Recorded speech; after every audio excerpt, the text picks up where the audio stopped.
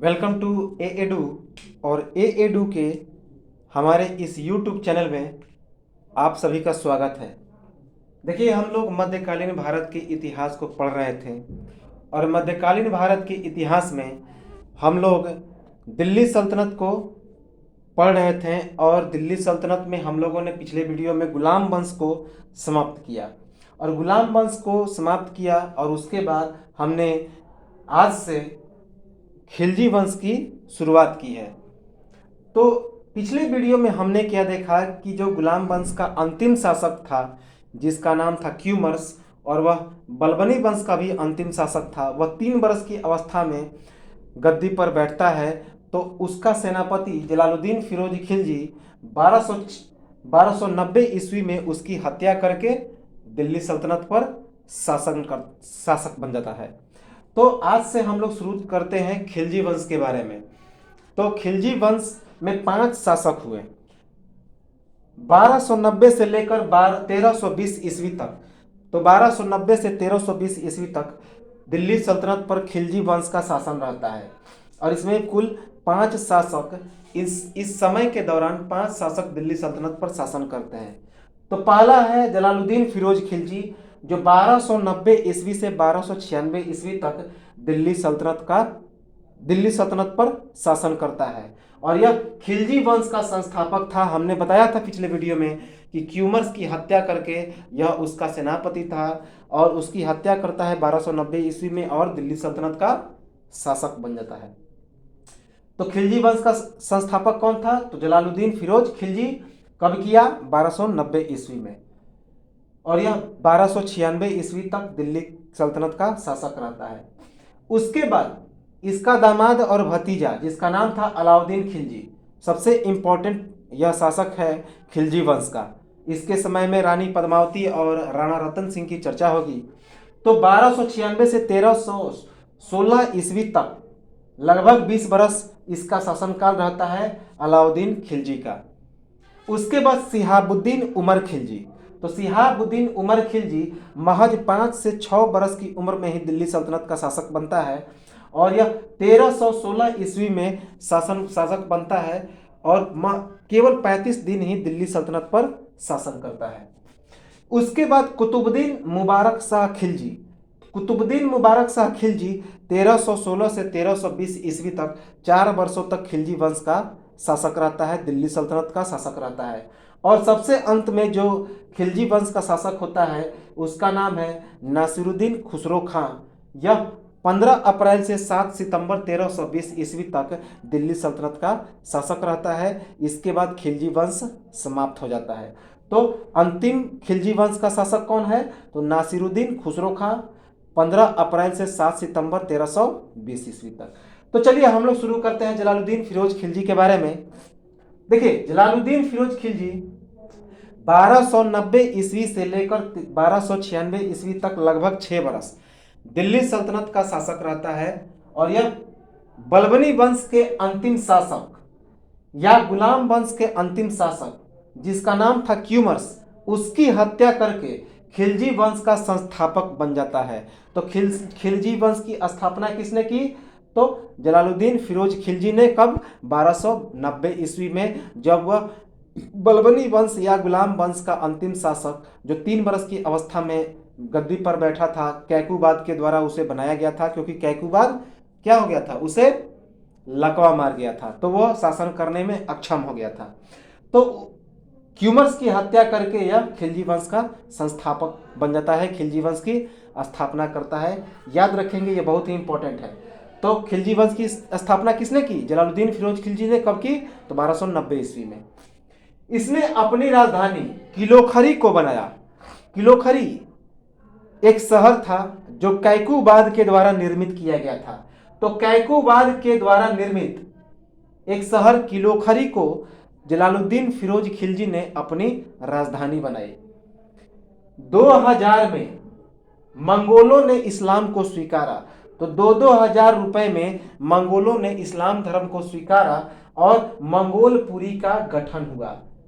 इस प्रकार सभी मंगोल इस्लाम धर्म को स्वीकार करके एक नए स्थान का निर्माण किया जिसका नाम था मंगोल पुरी, वहाँ पे सभी मंगोल जो धर्म परिवर्तन किए, इस्लाम धर्म को अपनाए, वही इकट्ठा रहते थे। तो 2000 में मंगोलों ने इस्लाम स्वीकारा और मंगोलपुरी का गठन हुआ। दीवाने वकूफ नामक एक व्यय विभाग की इसने स्थापना की। तो जलालुद्दीन फिरोज खिलजी ने दीवाने वकूफ नामक एक व्यय विभाग यानी कि खर्च विभाग, जहाँ पे किसी भी चीज़ को खर्च किया जाता है, खरीदा जाता है, बेचा जाता है, तो एक दीवाने वकूफ नामक एक व्यय विभाग की स्थापना किसने की? तो जलालुद्दीन फिरोज खिलजी ने। यह सबसे उदार हृदय वाला व्यक्ति था। सबसे उदार हृदय वाला व्यक्ति इसलिए इसे कहते हैं कि एक बार कड़ा का सूबेदार, कड़ा मानिकपुर जो आज का प्रयागराज है, इलाहाबाद है, तो कड़ा मानिकपुर जिसे हम लोग कड़ा भी कहते हैं, वहाँ का एक सूबेदार था यानी गवर्नर था जिसका नाम था मलिक छज्जू, और वह मलिक छज्जू बलबन का भतीजा भी था। तो एक बार मलिक छज्जू जलालुद्दीन फिरोज खिलजी पर आक्रमण करता है, लेकिन जलालुद्दीन फिरोज शाह खिलजी उस आक्रमण को दबा देता है, उसे पराजित कर देता है। लेकिन पराजित करने के बाद भी जलालुद्दीन फिरोज खिलजी ने कड़ा के सूबेदार जिसका नाम था मलिक छज्जू उसे माफ कर देता है। इसी कारण से इसे सबसे उदार हृदय वाला व्यक्ति कहा जाता है। तो मलिक छज्जू क्या था? तो बलबन का भतीजा था। मलिक छज्जू ने सुल्तान मुगीसुद्दीन की उपाधि धारण कर अपने नाम के सिक्के चलवाए तथा खुतबा, जिसे हम लोग प्रशंसात्मक रचना भी कहते हैं, पढ़ा। तो याद रखेंगे, एक छोटा सा फैक्ट है कि मलिक छज्जू ने सुल्तान मुगीसुद्दीन की उपाधि धारण की कर। तो मलिक छज्जू ने कौन सी उपाधि धारण की थी? तो सुल्तान मुगीसुद्दीन की उपाधि। तो इस उपाधि को धारण करके उसने अपने नाम के सिक्के चलवाए तथा खुतबा पढ़वाया। खुतबा यानी अपने नाम का प्रशंसात्मक रचना पढ़वाया। तो याद रखेंगे कि मलिक छज्जू ने सुल्तान मुगीसुद्दीन की उपाधि धारण कर अपने नाम के सिक्के चलाए तथा अपने नाम का खुतबा पढ़वाया यानी प्रशंसात्मक रचना पढ़वाया। उसके बाद सबसे ज्यादा उम्र में दिल्ली का शासक बना, यानी 70 वर्ष की उम्र में दिल्ली का शासक बनने वाला यह प्रथम सुल्तान था।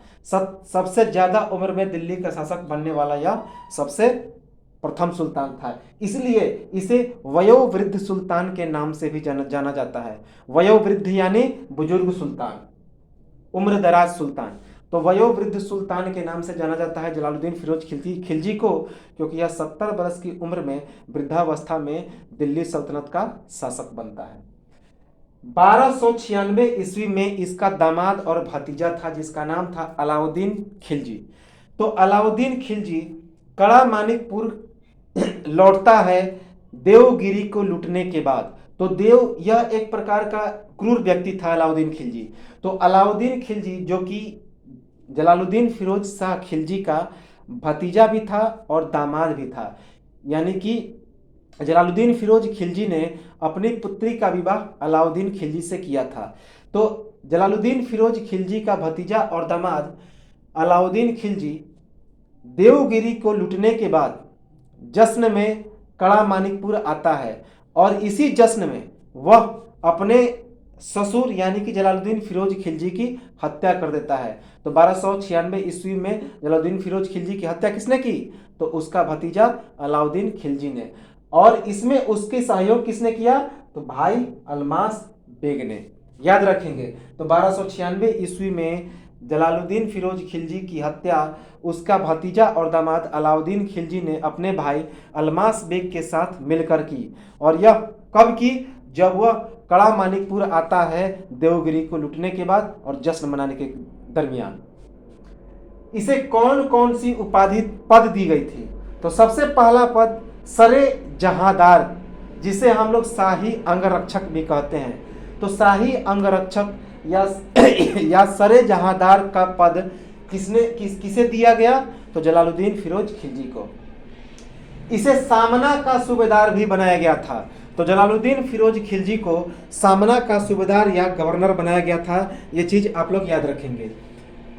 कैकूबाद के द्वारा, जो कैकूबाद था उसने फिरोज खिलजी को आरिजे मुमालिक की पद दी थी। तो आरिजे मुमालिक का पद जलालुद्दीन फिरोज खिलजी को किसने दिया था? तो कैकूबाद ने। याद रखेंगे, कैकूबाद ने जलालुद्दीन फिरोज खिलजी को आरिजे मुमालिक का पद दिया था। शाहिस्ता खां की उपाधि के साथ यह राज सिंहासन पर बैठा। तो राज सिंहासन पर जब यह बैठा तो कौन सी उपाधि लेकर बैठा? तो शाहिस्ता खां। तो शाहिस्ता खां की उपाधि लेकर जलालुद्दीन फिरोज खिलजी दिल्ली सल्तनत की गद्दी पर बैठता है। इसका राज्याभिषेक इसकी राजधानी किलोखरी में ही होती है। तो याद रखेंगे कि इसका राज्याभिषेक कहाँ पे होता है? तो इसकी राजधानी किलोखरी में, जिसका निर्माण किसने किया था? कैकूबाद ने। उसके बाद यह दिल्ली का पहला सुल्तान था जिसकी आंतरिक नीति दूसरों को प्रसन्न करने की थी। यानी कि यह एक ऐसा सुल्तान था जिसकी आंतरिक नीति दूसरों को खुश करने की थी। यानी कि वह चाहता था कि हमारे दरबार में सभी लोग खुश रहें। अपने पुत्रों को खान खाना, अरकली खां एवं कद्र खां की इसने उपाधि दी। तो अपने पुत्रों को जलालुद्दीन फिरोज खिलजी ने कौन कौन सी उपाधि दी? तो कद्र खां, अरकली खां और खाने खाना की उपाधि दी। याद रखेंगे। मलिक छज्जू पर विजय के बाद अलाउद्दीन खिलजी को कड़ा मानिकपुर की सूबेदारी सौंप दी। तो अभी हमने बताया कि मलिक छज्जू जो कि बलबन का भतीजा था, वह जब आक्रमण करता है फिरोज शाह खिलजी के ऊपर तो वह विजय प्राप्त कर लेता है और उसे माफ भी कर देता है। और इसी खुशी में वह अलाउद्दीन खिलजी को कड़ा मानिकपुर का सूबेदार यानी गवर्नर यानी राज्यपाल बना देता है। याद रखेंगे आप लोग। 1291 ईस्वी में यह रणथंभौर पर अभियान करता है लेकिन यह असफल हो जाता है।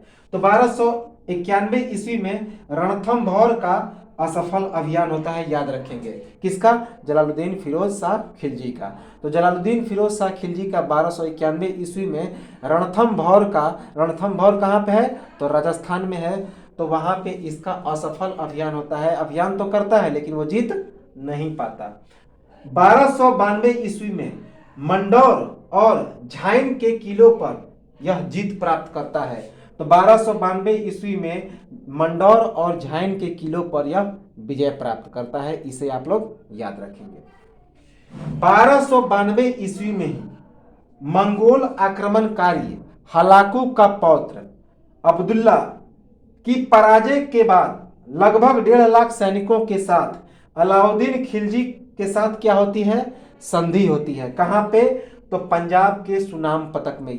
याद रखेंगे कि 1292 ईस्वी में एक मंगोल आक्रमणकारी था जिसका नाम था हलाकू। उसका पौत्र अब्दुल्ला 1.5 लाख सैनिकों के साथ भारत पर आक्रमण करता है। लेकिन भारत पर आक्रमण करता है उस वक्त जलालुद्दीन फिरोज खिलजी ही भारत पर दिल्ली सल्तनत का शासक था। लेकिन अलाउद्दीन खिलजी उन 1.5 लाख सैनिकों सहित उस अब्दुल्ला को पराजित कर देता है। अलाउद्दीन खिलजी पराजित करने के बाद अलाउद्दीन खिलजी अब्दुल्ला के साथ एक संधि कर लेता है। और संधि कहां पे होती है?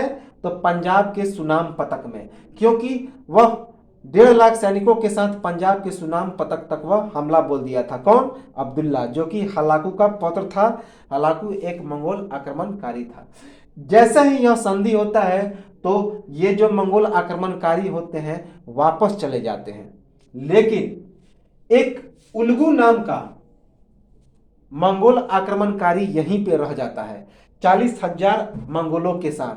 यह उल्गू चंगेज खां का पुत्र था, नाती था। चंगेज खां का नाती। तो उल्गू नामक एक मंगोल आक्रमणकारी जो चंगेज खां का नाती था। याद रखिएगा, हमने बताया था चंगेज खां के बारे में, जिसे हम लोग तेमुजिन के भी नाम से भी जानते हैं। इसके बारे में हमने पिछले वीडियो में चर्चा कर ली थी। आप लोग उसे पूरे वीडियो को देख सकते हैं। तो चंगेज खां की नाती उल्गू 40,000 मंगोलों के साथ इस्लाम धर्म को स्वीकार कर लेता है और भारत में ही रह जाता है। तो जैसे ही यह संधि होता है अलाउद्दीन खिलजी के साथ, तो सभी मंगोल आक्रमणकारी वापस चले जाते हैं, लेकिन यह उल्गू चंगेज खां का नाती था, 40,000 मंगोलों के साथ इस्लाम धर्म को स्वीकार करके भारत में ही रह जाता है। और इसी कारण जलालुद्दीन फिरोज खिलजी अपनी पुत्री का विवाह किससे करता है? तो उल्गू के साथ। उल्गू के साथ यह अपनी पुत्री का विवाह करता है, याद रखेंगे। दिल्ली के समीप मंगरलपुर नामक एक बस्ती बसाई। तो फिरोज शाह खिलजी, जलालुद्दीन फिरोज शाह खिलजी ने दिल्ली के नजदीक कौन सी बस्ती बसाई? तो उसका नाम था मंगरलपुर। तो मुगरलपुर नामक एक बस्ती बसाई किसने? जलालुद्दीन फिरोज खिलजी ने, दिल्ली के निकट। उल्गू और जलालुद्दीन फिरोज खिलजी की पुत्री को नवीन मुसलमान के रूप में जाना गया, क्योंकि उन्होंने वर्तमान में इस्लाम धर्म को स्वीकारा था। तो उल्गू और जलालुद्दीन फिरोज खिलजी की पुत्री को किस नाम से जाना गया? नवीन मुसलमान के रूप में, नवीन मुसलमान। यह जलालुद्दीन फिरोज खिलजी एक क्रूर व्यक्ति भी था। इसी क्रूरता के कारण उसने ईरान के धार्मिक पाकीर का मतलब होता है जो इस्लामिक एक प्रकार के संत होते हैं, उन्हें पाकीर कहते हैं। तो ईरान का धार्मिक पाकीर जिसका नाम था सीदी मौला, तो सीदी मौला को उसने हाथी से कुचलवा दिया था। यह भी इंपॉर्टेंट फैक्ट है कि जलालुद्दीन फिरोज खिलजी ने अपनी क्रूरता के कारण किसे हाथी से कुचलवाया? तो ईरान का एक धार्मिक पाकीर था जिसका नाम था सीदी मौला। जलालुद्दीन फिरोज खिलजी का कथन था, उसने क्या कहा कि मैं एक वृद्ध मुसलमान हूं और मुसलमान का रक्त बहाना मेरी आदत नहीं। तो जलालुद्दीन फिरोज शाह खिलजी ने अपने बारे में कहा कि मैं एक वृद्ध मुसलमान हूं और मुसलमान का खून बहाना मेरी आदत नहीं। अमीर खुसरो और इमामी ने जलालुद्दीन फिरोज शाह खिलजी के बारे में कहा कि यह एक भाग्यवादी व्यक्ति था। तो अमीर खुसरो और इमामी ने जलालुद्दीन फिरोज शाह खिलजी को क्या कहा? भाग्यवादी व्यक्ति। तो ये था जलालुद्दीन फिरोज शाह खिलजी, खिलजी वंश का संस्थापक। इसके बाद हम लोग अलाउद्दीन खिलजी को देखेंगे, जो इस खिलजी वंश का सबसे महत्वपूर्ण शासक होता है। तो और इसी के शासनकाल में हम लोग राणा रतन सिंह और रानी पद्मावती, जिसकी चर्चा पद्मावत नामक मूवी में है, तो हम लोग करेंगे। तो आप लोग इसका एक स्क्रीनशॉट ले लें, लाइक शेयर कमेंट और सब्सक्राइब करते रहें, और मिलते हैं हम लोग अगले वीडियो में। तब तक के लिए नमस्कार।